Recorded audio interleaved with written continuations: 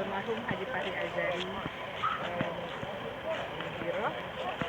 Jadi hari ini tepat Bapak dimakamkan ya, meninggalnya tanggal 20. Dari haula ini tentu makna dari haula adalah memperingati hari kematian almarhum, dan harapannya tentu mudah-mudahan almarhum tenang di sana, bahagia, dan ditempatkan di sisi Allah Subhanahu wa Ta'ala. Bu, untuk kedekatan keluarga Azhari dengan pondok pesantren ini seperti apa, Bu? Jadi kedekatan kami memang dari awal Ustadz Hendra mendirikan pesantren Aulia Cendekia ini, beliau sudah mengajak kita, mengajak almarhum untuk sama-sama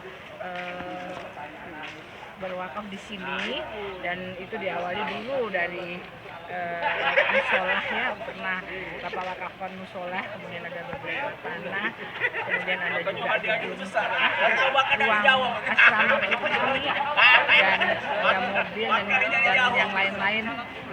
Jadi beliau selalu ingin ikut bersama-sama memajukan pesantren Aulia Cendekia ini. Terima kasih.